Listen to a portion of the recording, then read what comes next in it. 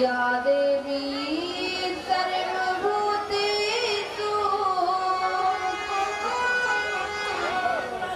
शक्तिरूपेण संस्थिता। नमस्तस्यै नमस्तस्यै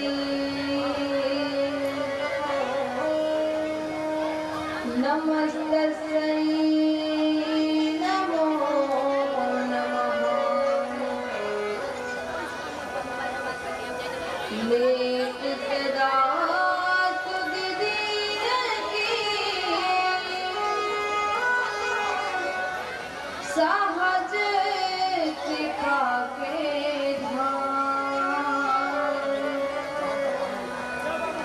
जननी जनती सिदास के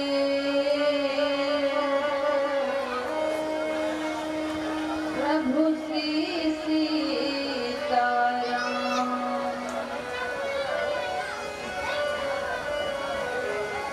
तुलसीदास जी के पद कमल बारंबार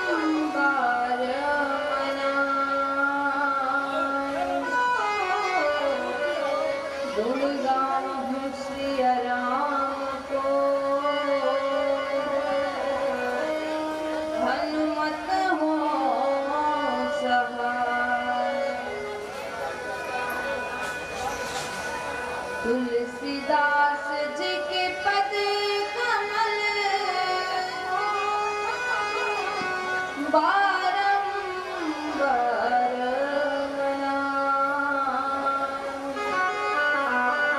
गुण गाऊं श्री राम को हनुमत हो सहाय। मेरी भव बाधा हरो श्री राधा नगर सोय। जातन की झाई पर तो श्याम हरित दुति हो।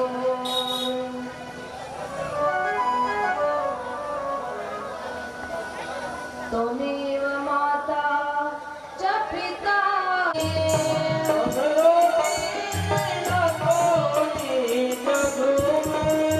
हमरो दीन न कोई जग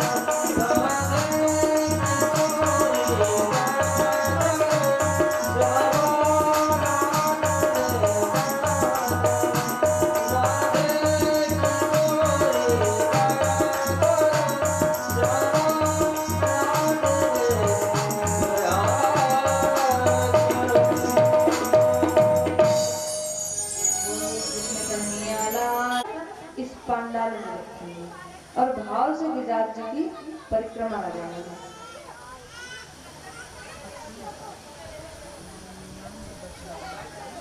भगवान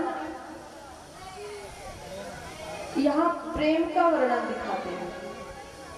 श्री सुखदेव जी कहते हैं कि पंचम दिवस की कथा के बाद प्रेम का वर्णन अत्यधिक होता है।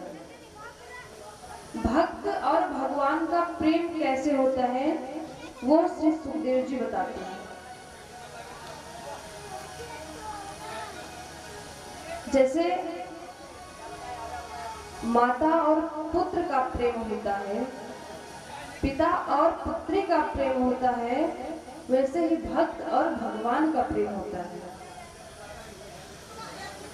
भक्त भगवान का प्रेम ऐसे होता है जैसे दूध में पानी मिला देते हैं।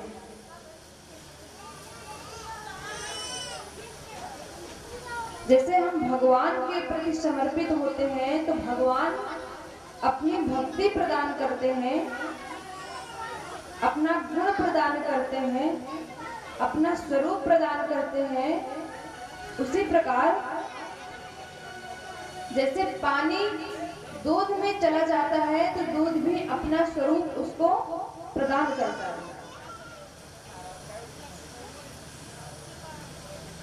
जैसे एक बार दूध में पानी मिलाया गया, फिर उसको आग पे चढ़ाया गया, तब पानी सोचता है कि दूध ने मेरे लिए बहुत कुछ किया है, मुझे अपना रंग दिया, अपना स्वरूप दिया, अपना यहाँ तक मोल भी दिया, क्योंकि जितने मोल में दूध बिकेगा उतने ही मोल में मिला हुआ पानी भी तो मिलेगा। कोई दूध से पानी अलग कर सकता है? तो पानी ने सोचा कि इतना हमारे लिए दूध ने किया है।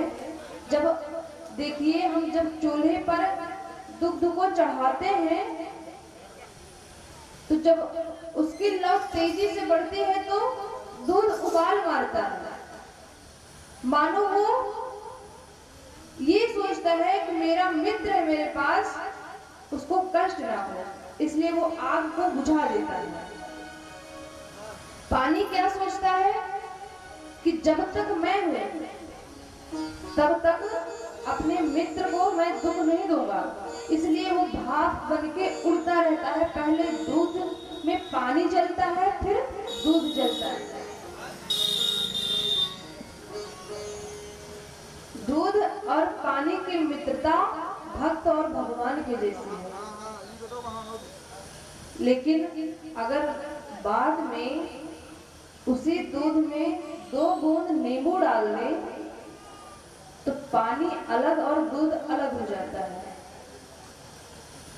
फिर उसके बाद ना तो दूध पानी में मिल सकता है, ना पानी दूध में मिल सकता है, क्योंकि अलग अलग दोनों हो जाएंगे। ठीक उसी प्रकार अगर हम भगवान से चतुराई करेंगे, हम उनसे सोचेंगे 2 कदम आगे चलें, चतुराई से उनकी भक्ति करेंगे, तब भगवान भी हमें स्वीकार नहीं करेंगे। भक्त और भगवान फिर अलग अलग हो जाएंगे।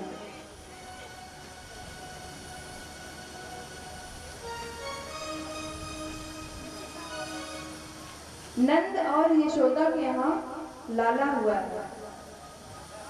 जो दूसरों को आनंद देता है वो नंद बाबा है, और जो दूसरों को यश प्रदान करती हैं वो यशोदा माँ है।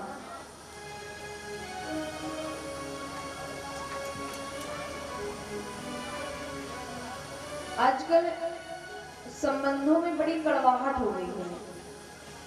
लोग हमेशा अपने सम्मान की चाह करते हैं। हम लोग जितना सम्मान के पीछे दौड़ेंगे उतना ही हमारा अपमान होगा। लेकिन अब ये भी नहीं है कि हमारा कहीं अपमान हो रहा हो तो हम आंख बंद करके बैठे हैं। हमें ये देखना चाहिए कि आगे वाला व्यक्ति है कैसे। अगर वो मूर्ख है तो उसके बात को ध्यान नहीं देना चाहिए, लेकिन लगे कि नहीं ये ठीक ठाक है फिर भी हमारा अपमान कर रहा है, तो हम बिल्कुल सहन नहीं करना चाहिए।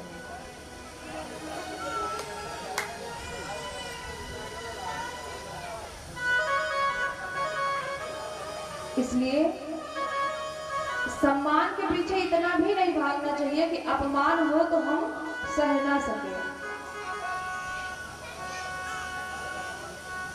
जैसे एक नई बहू आई थी एक सास के यहाँ, और सास बैठी हुई थी, नहीं बहू बैठी हुई थी, सास गई उसके पास तो बहू सम्मान देकर खड़ी हो गई।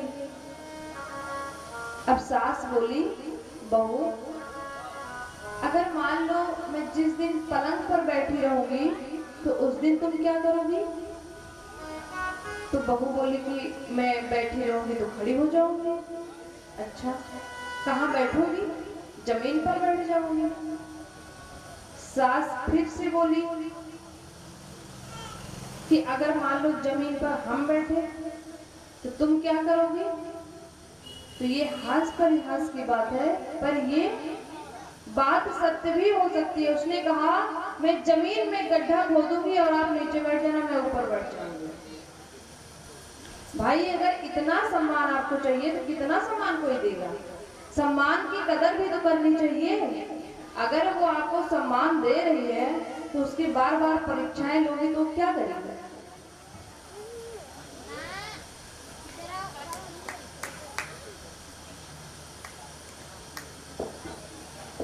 इस प्रकार निराकार ब्रह्म आज नंद बाबा और यशोदा माँ के यहाँ आए हैं, और जब वो आए तो सारी गोप गोपियां, सारे गोकुल के लोग दर्शन करने आते हैं।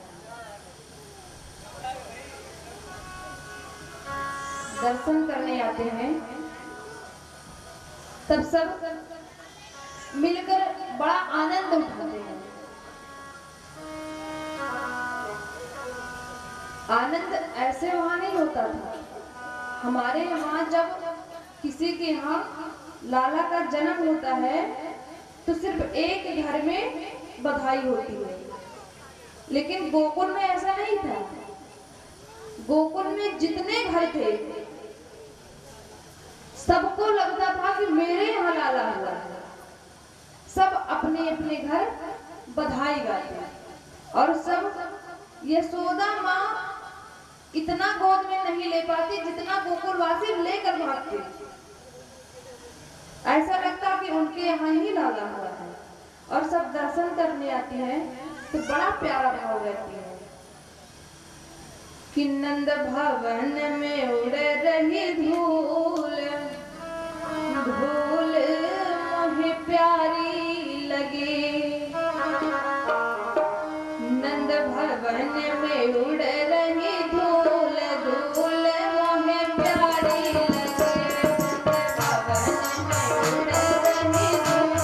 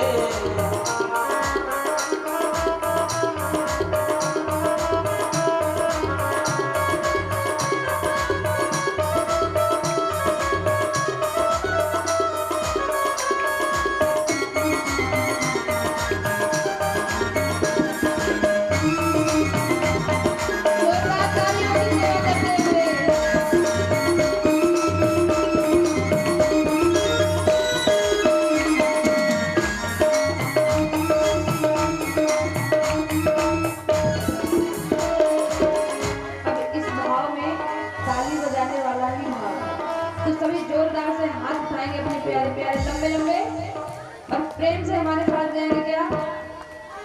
उड़े उड़े धूल मेरे हाथन पे आई, उड़े उड़े धूल मेरे हाथन पे आई, उड़े उड़े धूल मेरे हाथन पे आई, उड़े उड़े धूल मेरे हाथन पे आई, चाली बरसी वाले पूरे धूले मोहे प्यारे लगे, चाली बरसी वाले पूरे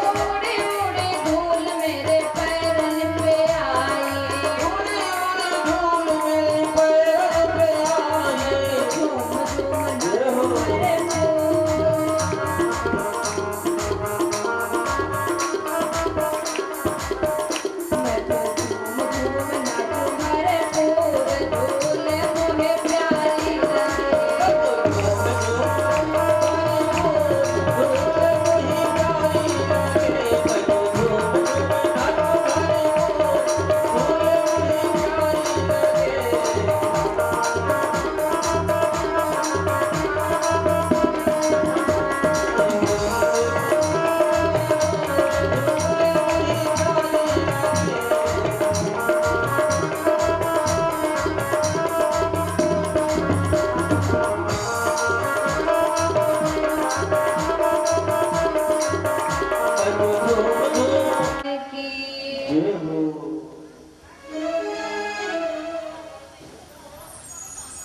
तो गोपियों ने लाला का दर्शन किया। अब कन्हैया 6 दिन के होते हैं तब पूतना आती है, मथुरा से भेजी गई पूतना आती है, क्योंकि कंस को पता चल गया था कि मेरा काल इस पृथ्वी पर आ गया है। उसने अपने सेवकों को आदेश दिया कि 10 दिन के भीतर जितने भी बालक हैं उन सबको मार दो। अब सबसे पहले मथुरा से गोकुल जाती है पूतना। अब गोकुल में ऐसे तो एंट्री मिलती नहीं उसकी, तो वो अपना इतना सुंदर रूप बनाकर जाती है कि जो कोई भी उसे देखता तो उसको ये ना लगता कि वो गोकुल की नहीं है, उसको ये लगता किसी के रिश्तेदार हैं। सब ऐसे एक दूसरे में सोचते थे। अब पूतना जाती है अपना सुंदर रूप बनाकर और गोकुल में प्रत्येक घर में झांकती है और देखती है कि किसके यहाँ छोटे से बच्चे ने जन्म लिया है। जितने बच्चे को देखती सबको मार डालती। ऐसे ही देखते देखते, क्योंकि नंद बाबा और यशोदा मैया के यहाँ तो उत्सव चल ही रहा था, दर्शन के लिए सब आ ही रहे थे, तो उसमें किसी ने इतना ध्यान नहीं दिया कि ये कहीं बाहर की है। सबको लगा कि ये किसी की रिश्तेदार है। उसके रूप को देखकर सब मोहित हो जाते हैं। जब सब मोहित हो जाते तब उसको दर्शन करने से किसी ने रोका नहीं। जब किसी ने नहीं रोका तो पूतना अंदर जाती है। अंदर जाने के बाद कन्हैया को गोद में लेती है। कई संतों का मत है कि जैसे ही पूतना कन्हैया को गोद में लेती है, कन्हैया अपनी आंखें बंद कर लेते हैं। आंखें क्यों बंद करते हैं?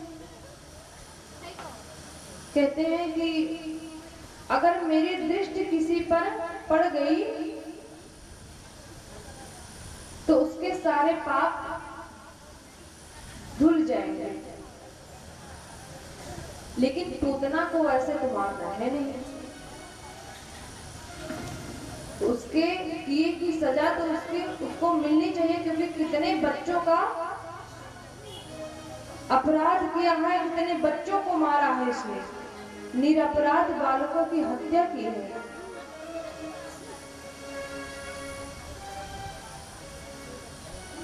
किसी ने कहा कि कन्हैया ने आंखें इसलिए बंद किया कि वो सोचते हैं कि मैं दुग्ध पान करने आया हूँ, माखन मिश्री खाने आया हूँ,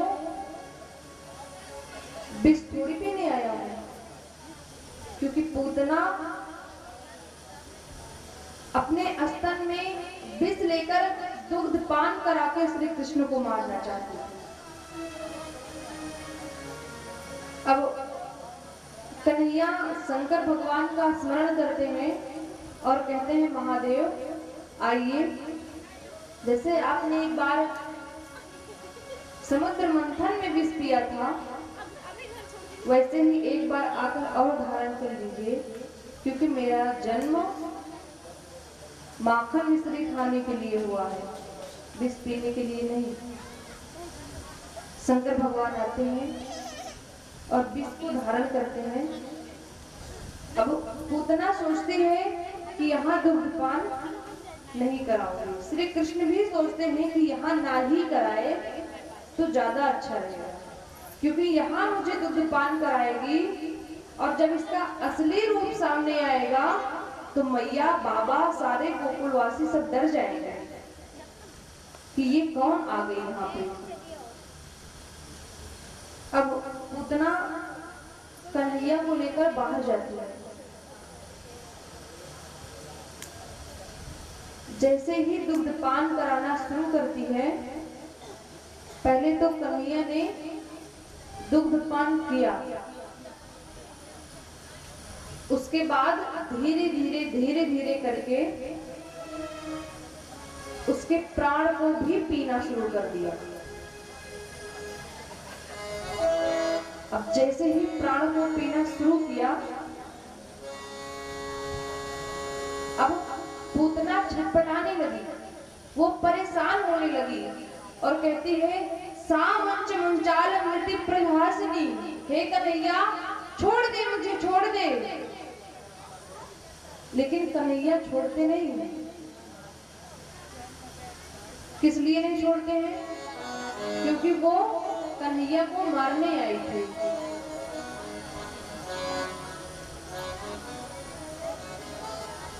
देखो, मृत्यु से सब डरते हैं, भले वो आई थी मारने, लेकिन जब उसकी खुद की मृत्यु होने लगी तो वो डरने लगे।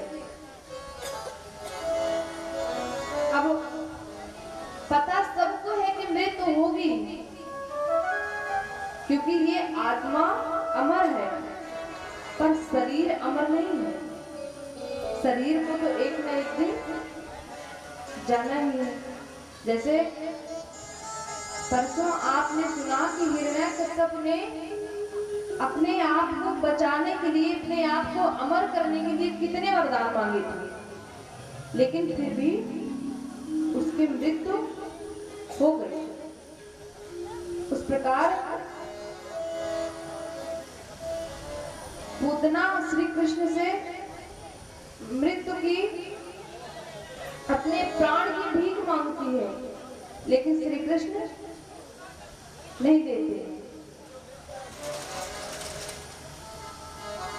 एक व्यक्ति था, वो ध्यान से सुनिएगा, एक व्यक्ति था, वो मूर्ति बनाता था, बहुत अच्छी कलाकार करता था, वो बहुत अच्छा कलाकार था, कलाकारी उसकी बहुत प्रशंसनीय थी। वो इतने अच्छे मूर्ति बनाता था, कोई ये नहीं कह सकता था कि ये नकली मूर्ति है, सबको लगता था ये असली मूर्ति है। अब जैसे तैसे उसको पता चला कि मेरी मृत्यु होने वाली है, तो वो अपने जैसे 9 पुतले बनाए। जब 9 पुतले बनाए, सेम जैसे वो खुद था उसी तरह वो 9 पुतले बनाया। जब यमराज के दूत उसको लेने आए, तो वो 9 पुतले की जगह के बगल 10वीं जगह पर जाकर खुद खड़ा हो गया, क्योंकि वो इतना अच्छे से उसको बनाया था, कोई ये नहीं कह सकता था कि वो एक व्यक्ति जो उसमें है वो है कि मूर्ति।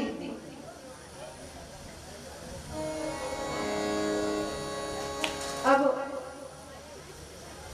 यमराज के दूत आते हैं और उसको देखते हैं, तब पहचान नहीं पाते, यमराज के दूत वापस लौट जाते हैं और जाकर यमराज से कहते हैं कि सरकार, जिसकी मृत्यु होने वाली थी उसको हम लेने गए थे, लेकिन वो अपने जैसे 9 मूर्ति बनाया है, 10 मूर्ति है, उस 10 में से पता नहीं वो कौन सा है, एक जैसी मूर्ति सब लग रही है। यमराज कहते हैं मुझे ले चलो वहां पे। अब यमराज जाते हैं और कहते हैं, देखिए सच्चाई छुप नहीं पाती है। यमराज जाते हैं, देखते हैं, लेकिन यमराज दिमाग क्या लगाते हैं, कहते हैं कि मूर्ति बनाने वाला भी बड़ा कलाकार है। कुछ देर प्रशंसा करते हैं, फिर कहते हैं लेकिन एक कमी रह गई। अब जब वो कमी सुना तो बोल पड़ा, कहाँ कमी रह गई बताइए। जब कमी सुनते ही वो बोला कि कमी कहाँ रह गई, तो यमराज कहते हैं कि ये रहा, इसको निकालिए बाहर, अपने चलिए।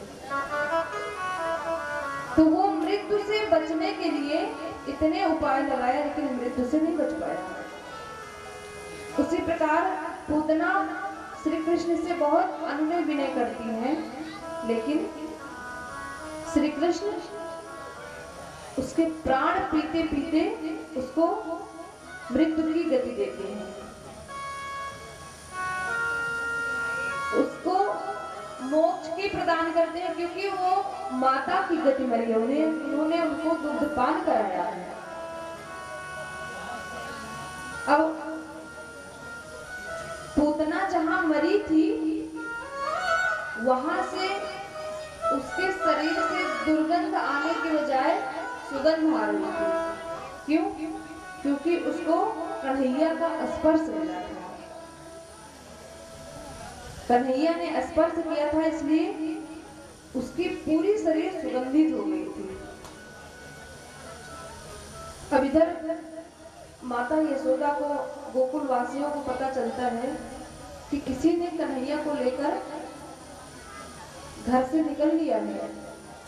तो सब लोग जंगल में जाते हैं, देखते हैं कि बड़ी सी पूतना पड़ी है पृथ्वी पर और कन्हैया उस पे मुस्कुरा रहे हैं। अब सब तो परेशान हो जाते हैं, लेकिन माँ यशोदा जानती हैं, कोई भी माँ होगी अपने पुत्र को इस हालत में देखेगी तो पहले अपने पुत्र को उठाएगी, लेकिन माँ यशोदा ने ऐसा नहीं किया। वो जाती है, माँ यशोदा की नजर पूतना पर नहीं पड़ती, साक्षात कन्हैया पर पड़ती है और उनको देखते ही वो इतना मुग्ध हो जाते हैं कि उनको ही देखते रहते हैं। तो भगवान श्री कृष्ण क्या सोचते हैं कि अगर माँ ऐसे ही देखती रही तो प्रेम, इनके अंदर की ममता जाग नहीं पाएगी, तो वो रोने का नाटक करते हैं। अब कोई भी बच्चा रोएगा तो माँ तो अपनी गोद में लेगी नहीं। अब जैसे ही वो रोना शुरू करते हैं वैसे ही यशोदा माँ उनको अपनी गोद में उठा लेती है।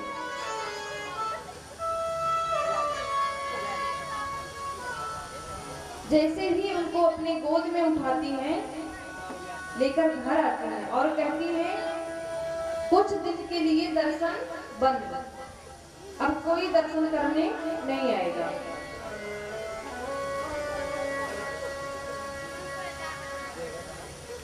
पूतना को गति प्रदान होती है। 3 माह के हुए श्री कृष्ण तब पहली बार करवट बदली। गोकुल में ऐसा था कि श्री कृष्ण की छोटी छोटी लीलाएं पर बहुत आनंद होता था। एक घर में नहीं, प्रत्येक घर में। जब पहली बार करवट बदली श्री कृष्ण ने तो यशोदा माँ सबको बुलाकर आनंद करती है, उत्सव मनाती है। तो देखते हैं कि कन्हैया को इधर नींद आ रही है तो एक छकड़े के नीचे जाकर लिटा देती है, जिससे दूध दही माखन मथुरा को जाता था। वहीं पर वो खड़ा था तो उसी के नीचे लिटा देती है कि यहाँ कन्हैया जागेगा नहीं, आराम से सो जाएगा।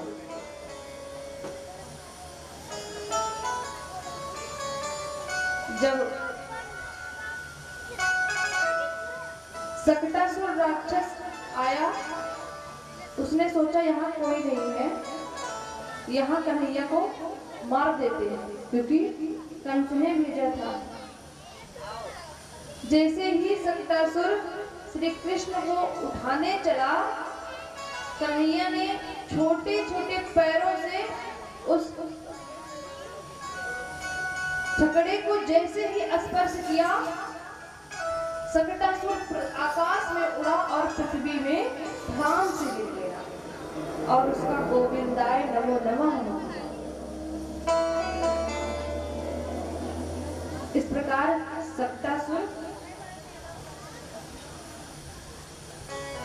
सकटासुर की मृत्यु हुई। जब 6 वर्ष के हुए कन्हैया तो तृणावर्त का उद्धार किया। तृणावर्त का वध किया। उसके बाद अब नामकरण संस्कार की बारी आती है। मथुरा से वासुदेव जी गर्गाचार्य ऋषि को भेजते हैं कि नंद बाबा के यहाँ हमारे 2 पुत्र हैं, उनका नामकरण जाकर कर दीजिए। उनके कहने पर गर्गाचार्य जी आते हैं और नामकरण संस्कार करते हैं। रोहिणी जी के पुत्र को बताते हैं कि ये बड़ा बलशाली होगा, इसका नाम राम रहेगा। लेकिन कलयुग के लोग सोचेंगे कि द्वापर युग के राम है कि सतयुग के राम है। उनके अंदर अत्यधिक बल होने के कारण गर्गाचार्य जी ने उनका नाम रखा बलराम। एक नाम और भी रखा संकर्षण। अब बलराम जी का नामकरण तो हो गया, अब बारी आई कन्हैया की। कन्हैया की बारी आई तो जैसे ही गर्गाचार्य जी कन्हैया को देखते हैं वैसे ही वो ध्यान में चले जाते हैं, आनंदित हो जाते हैं। फिर उठते हैं समाधि से तो कहते हैं कि यशोदा से कि यशोदा, ये तेरा पुत्र तीनों लोकों का स्वामी होगा, ये तीनों कालों में समान होगा, सत्य होगा। जब ये सब सुने, गर्गाचार्य जी ने कहा कि इस बार ये श्री कृष्ण के अवतार में आया है द्वापर युग में। ये इस बार सभी राक्षसों का वध करेगा और गोकुल वासियों की रक्षा करेगा। जब इतना सुने कन्हैया तो गर्गाचार्य जी की तरफ देखते हैं। अब गर्गाचार्य जी और कन्हैया की इशारों में बात हो रही है। कन्हैया कहते हैं कि गुरुजी आपको ये क्या जरूरत है बताने की? तो क्या ना बताओ, मैं झूठ बोल रहा हूँ क्या? नहीं, झूठ तो नहीं बोल रहे हो, लेकिन ये बता दोगे तो मैं माखन मिश्री खाने आया हूँ, गोपियों के साथ आनंद करने आया हूँ, ये सब नहीं कर पाऊंगा क्योंकि जब सब जान जाएंगे कि मैं भगवान हूँ तो मुझे कोई पुत्रवत प्रेम नहीं करेगा, मुझे सब मेरी सब पूजा करने लगेंगे। तब गर्गाचार्य कहते हैं समझ गया, खुद तो झूठ बोलोगे ही, दूसरों को भी बुलवाओगे, यही काम है तुम्हारा इस जन्म में। तब उनका नामकरण बताते हुए कहते हैं इनके बहुत सारे नाम हैं, लेकिन इनका नाम श्री कृष्ण होगा। ये सारे काम टेढ़े करेंगे और नाम भी कृष्ण कहिए तो जुबान इधर उधर होती है। ये बंसी टेढ़ी रखेंगे, ये खड़े टेढ़े होंगे, ये काम भी टेढ़े करेंगे, इसलिए इनका नाम श्री कृष्ण होगा। नामकरण करने के बाद गर्गाचार्य जी मथुरा लौट जाते हैं। अब भगवान की लीलाएं आती हैं यहाँ पर कि भगवान ने सर्वप्रथम कौन सी लीला की? क्योंकि जब भगवान घुटमन चलने लगे थे तब कभी दौड़ते दौड़ते नंद बाबा की छड़ी उठा लाते, तो कभी दौड़ते दौड़ते जाते नंद बाबा की चप्पल अपने सिर पर रखकर नंद बाबा को दे देते। ये छोटी छोटी लीलाएं देखकर नंद और यशोदा बहुत प्रसन्न होते।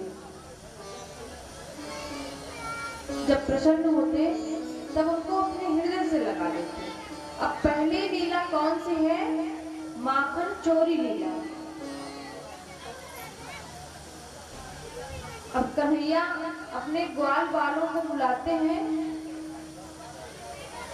और उनसे कहते हैं कि हमारे यहाँ दूध दही माखन होता है, फिर भी तुम लोगों के यहाँ मथुरा पहुंचा देते हैं।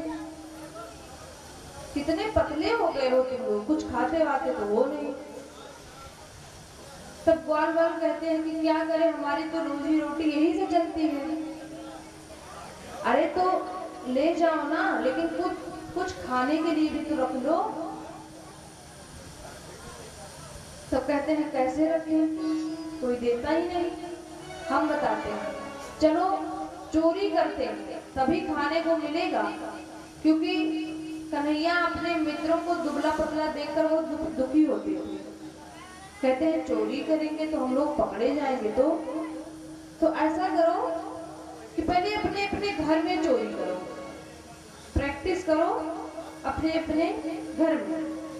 और उस ग्रुप का क्या नाम बताते हैं? चौर विद्या प्रचार मंडल। अपना एक मंडल बनाते हैं, कहते हैं अपने अपने घर में चोरी करो। तब सब दूसरे दिन चोरी किए और सब पीटे गए। तो कन्हैया के पास आते हैं, तुम्हारे चक्कर में हम कभी नहीं आएंगे, क्योंकि तुम चोरी करना सिखाते हो, फिर मार पड़ती है। अब कन्हैया भी अपने यहाँ चोरी कर रहे हैं, तो देखते हैं माँ नहीं है, तो माखन के कमरे में जाते हैं जहाँ माखन रखा रहता है। उस कमरे में जाते हैं, तब जैसे ही माखन को उठाते हैं, मुंह में लगाते हैं, तुरंत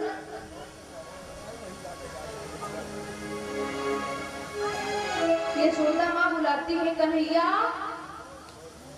और कन्हैया के आगे एक दर्पण रखा हुआ था। कन्हैया कभी अपनी छवि देखे नहीं थे इसके पहले। अब वो दर्पण से कहते हैं कि तू भी चोरी करने आया है क्या? अब वो भी ऐसे ही बोलता था। उसके हाथ में भी माखन लगा था और कन्हैया के हाथ में भी लगा था।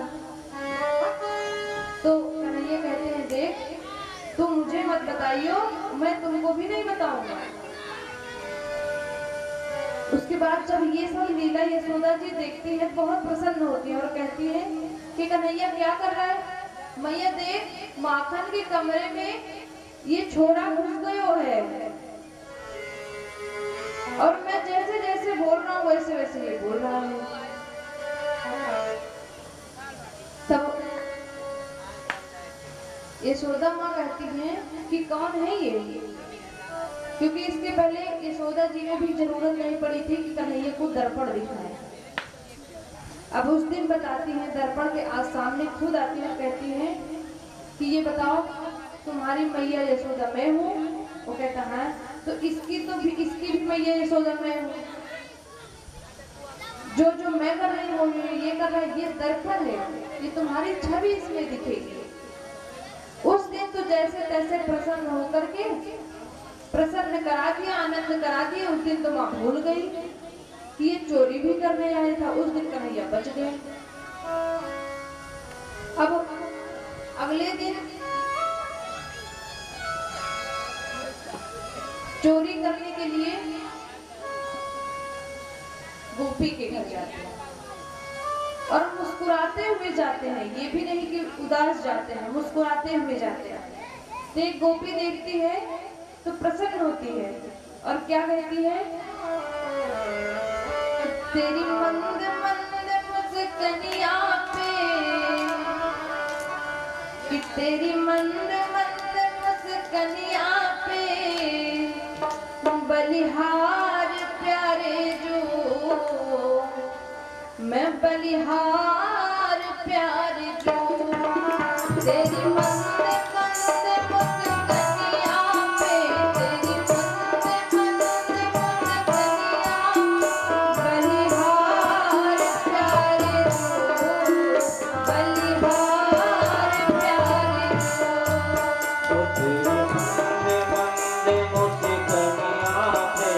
तेरी मंद मंद मुस्कानिया पे, बलिहार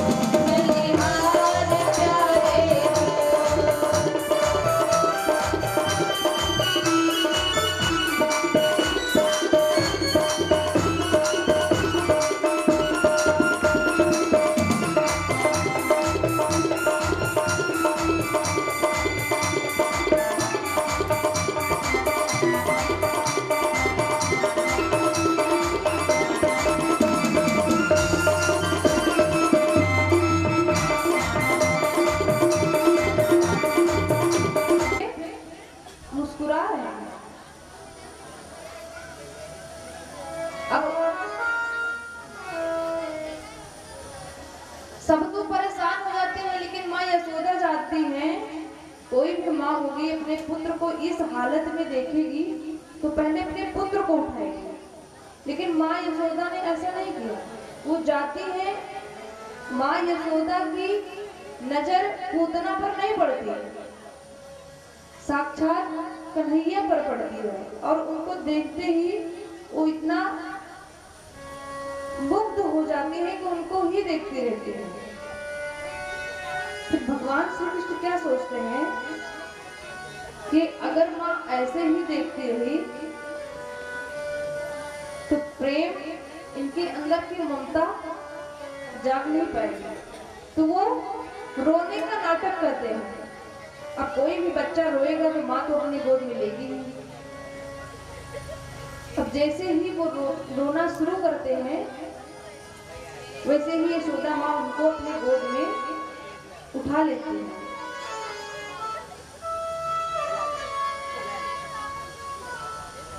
जैसे ही उनको अपनी गोद में उठाती हैं, लेकर घर आती हैं और कहती हैं कुछ दिन के लिए दर्शन बंद, अब कोई दर्शन करने नहीं आएगा।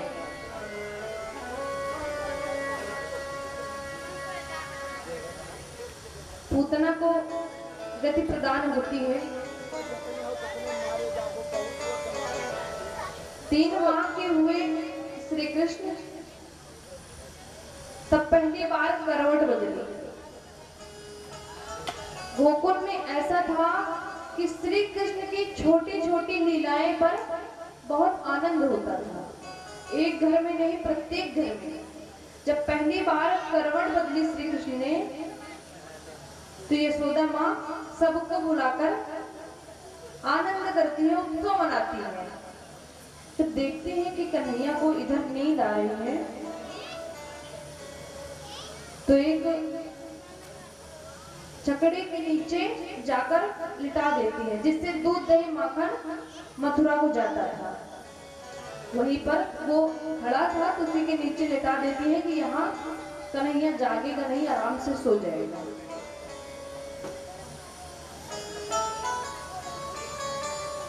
जब सकटासुर राक्षस आया, उसने सोचा यहाँ कोई नहीं है, यहाँ कन्हैया को मार देते हैं, क्योंकि कंस ने भेजा था। जैसे ही सकटासुर श्री कृष्ण को उठाने चला, कन्हैया ने छोटे छोटे पैरों से उस छकड़े को जैसे ही स्पर्श किया, सकटासुर आकाश में उड़ा और पृथ्वी में ध्यान से गिर गया, और उसका गोविंदाय नमो नमः। इस प्रकार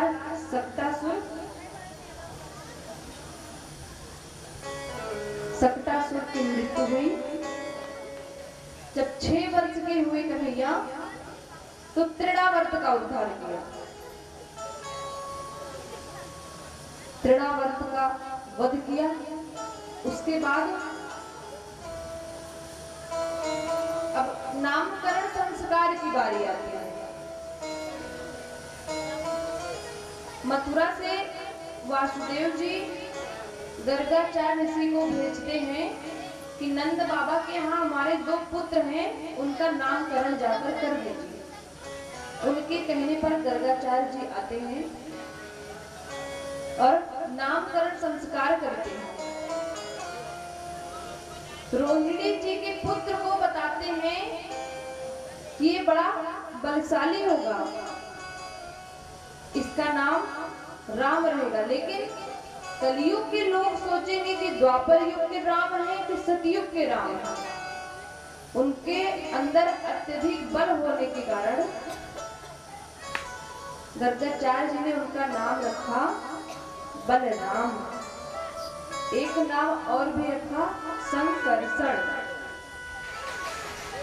अब बलराम जी का नामकरण तो हो गया, अब बारी आई कन्हैया की।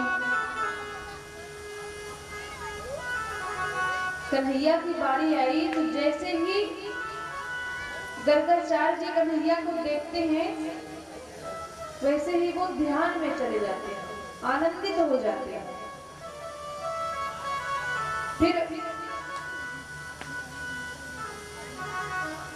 उठते हैं समाधि से तो कहते हैं कि यशोदा से कि यशोदा, ये तेरा पुत्र तीनों लोकों का स्वामी होगा, ये तीनों कालों में समान होगा, सत्य होगा। जब ये सब सुने गर्गाचार्य जी ने कहा कि इस बार ये श्री कृष्ण के अवतार में आया है द्वापर युग में, ये इस बार सभी राक्षसों का वध करेगा और गोकुल वासियों की रक्षा करेगा। जब इतना सुने कन्हैया तो गर्गाचार्य जी की तरफ देखते हैं। अब गर्गाचार्य जी और कन्हैया की इशारों में बात हो रही है। कन्हैया कहते हैं कि गुरुजी, आपको ये क्या जरूरत है बताने की? तो क्या ना बताओ, मैं झूठ बोल रहा हूँ क्या? नहीं, झूठ तो नहीं बोल रहे हो, लेकिन ये बता दोगे तो मैं माखन मिश्री खाने आया हूँ, गोपियों के साथ आनंद करने आया हूँ, ये सब नहीं कर पाऊंगा तुम। क्योंकि जब सब जान जाएंगे कि मैं भगवान हूँ तो मुझे कोई पुत्रवत प्रेम नहीं करेगा, मुझे सब मेरी सब पूजा करने लगेंगे। तब गर्गाचार्य कहते हैं समझ गया, खुद तो झूठ बोलोगे ही, दूसरों को भी बुलवाओगे, यही काम है तुम्हारा इस जन्म में। तब उनका नाम करण बताते और कहते हैं इनके बहुत सारे नाम हैं, लेकिन इनका नाम श्री कृष्ण होगा। ये सारे काम टेढ़े करेंगे और नाम भी कृष्ण कहिए तो जुबान इधर उधर होती है। ये बंसी टेढ़ी रखेंगे, ये खड़े टेढ़े होंगे, ये काम भी टेढ़े करेंगे, इसलिए इनका नाम श्री कृष्ण होगा। नामकरण करने के बाद गर्गाचार्य जी मथुरा लौट जाते हैं। अब भगवान की लीलाएं आती हैं यहाँ पर कि भगवान ने सर्वप्रथम कौन सी लीला की? क्योंकि जब भगवान घुटमन चलने लगे थे तब कभी दौड़ते दौड़ते नंद बाबा की छड़ी उठा लाते, तो कभी दौड़ते दौड़ते जाते नंद बाबा की चप्पल अपने सिर पर रखकर नंद बाबा को दे देते। ये छोटी छोटी लीलाएं देखकर नंद और यशोदा बहुत प्रसन्न होते। जब प्रसन्न होते तब उनको अपने हृदय से लगा लेते। अब पहली लीला कौन सी है? माखन चोरी लीला। अब कन्हैया अपने ग्वाल बालों को बुलाते हैं और उनसे कहते हैं कि हमारे यहाँ दूध दही माखन होता है, फिर भी तुम लोगों के यहाँ मथुरा पहुंचा देते हैं। कितने पतले हो गए हो तुम लोग, कुछ खाते वाते तो हो नहीं। तब ग्वाल बाल कहते हैं कि क्या करें, हमारी तो रोजी रोटी यही से चलती है। अरे तो ले जाओ ना, लेकिन कुछ खाने के लिए भी तो रख लो। सब कहते हैं कैसे रखें, कोई देता ही नहीं। हम बताते हैं चलो चोरी करते हैं, तभी खाने को मिलेगा। क्योंकि कन्हैया अपने मित्रों को दुबला पतला देखकर वो दुखी होते हैं। कहते हैं चोरी करेंगे तो हम लोग पकड़े जाएंगे। तो ऐसा करो कि पहले अपने अपने घर में चोरी करो, प्रैक्टिस करो अपने अपने घर में। और उस ग्रुप का क्या नाम बताते हैं? चोर विद्या प्रचार मंडल। अपना एक मंडल बनाते हैं, कहते हैं अपने अपने घर में चोरी करो। तब सब दूसरे दिन चोरी किए और सब पीटे गए। तो कन्हैया के पास आते हैं, तुम्हारे चक्कर में हम कभी नहीं आएंगे, क्योंकि तुम चोरी करना सिखाते हो। फिर मार पड़ती है। अब कन्हैया भी अपने यहाँ चोरी कर रहे हैं, तो देखते हैं माँ नहीं है, तो माखन के कमरे में जाते हैं जहां माखन रखा रहता है। उस कमरे में जाते हैं, तब जैसे ही माखन को उठाते हैं, मुंह में लगाते हैं, तुरंत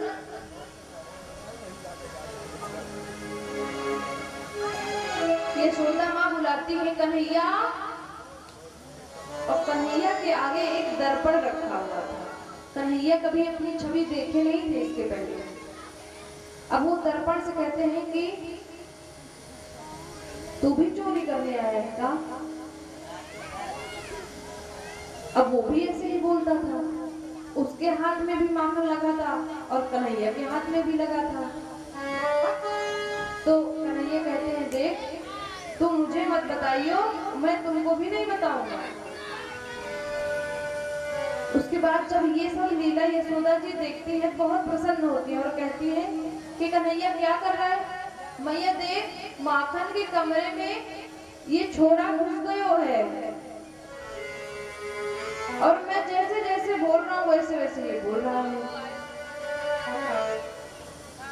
तब यशोदा माँ कहती हैं कि कौन है ये, क्योंकि इसके पहले यशोदा जी को भी जरूरत नहीं पड़ी थी कि कन्हैया को दर्पण दिखाए। अब उस दिन बताती हैं, दर्पण के आज सामने खुद आती है, कहती हैं कि ये बताओ तुम्हारी मैया यशोदा मैं हूँ? वो कहता है तो इसकी भी मैया यशोदा मैं हूँ। जो जो मैं कर रही हूँ, ये कर रहा है, ये दर्पण है, ये तुम्हारी छवि इसमें दिखेगी। उस दिन तो जैसे तैसे प्रसन्न होकर के प्रसन्न करा दिया, आनंद करा दिया। उस दिन तो माँ भूल गई कि ये चोरी भी करने आया था। उस दिन कन्हैया बच गए। अब अगले दिन चोरी करने के लिए गोपी के घर जाते हैं और मुस्कुराते हुए जाते हैं। ये भी नहीं कि उदास जाते हैं, मुस्कुराते हुए जाते हैं। तो एक गोपी देखती है तो प्रसन्न होती है और क्या कहती है? तेरी मंद मंद मुस्कनिया पे, कि तेरी मंद मंद मुस्कनिया पे बलिहार प्यारे जो, मैं बलिहार प्यारे जो, तेरी मंद मंद मुस्कनिया पे, तेरी मंद मंद मुस्कनिया, बलिहार प्यारे जो, बलिहार प्यारे जो। तेरी मंद मंद मुस्कनिया पे, तेरी मंद मंद मुस्कनिया पे, बलिहार प्यारे जो, बलिहार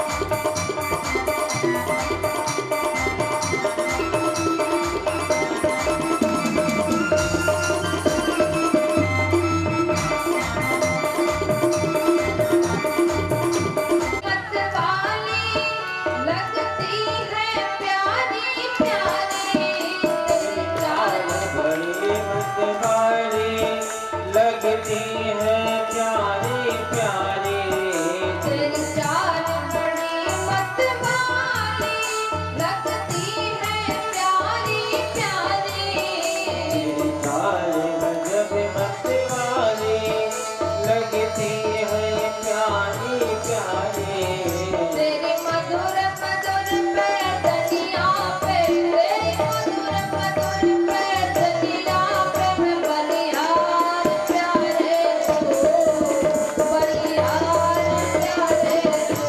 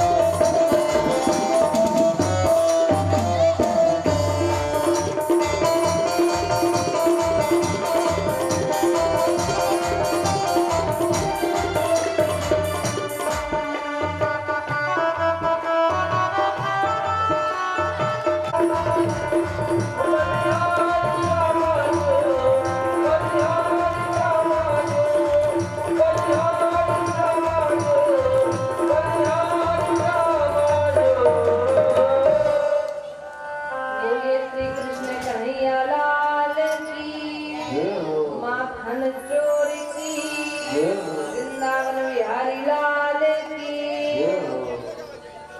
श्री सुखदेव जी कहते हैं राजा परीक्षित से कि इसी के उपरांत भगवान ने मृदभक्षण लीला भी की।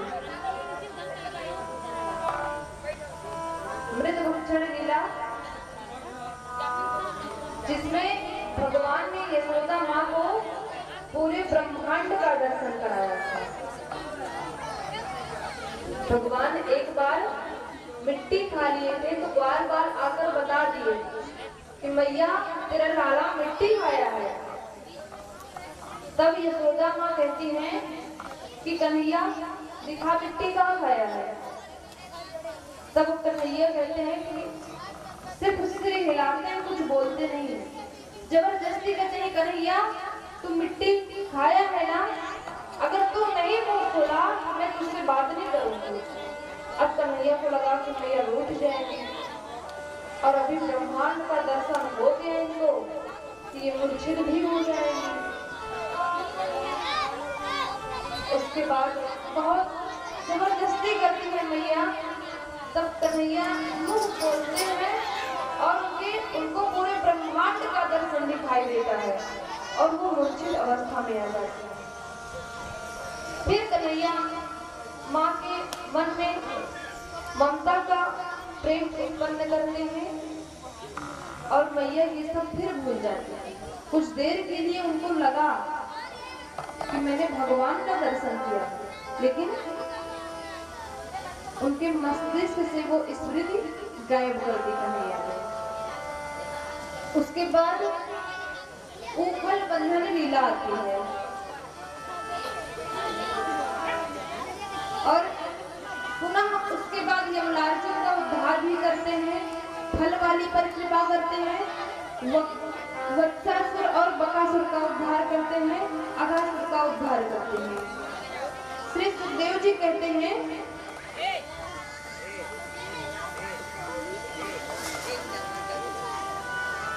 राजा परीक्षित से कि कन्हैया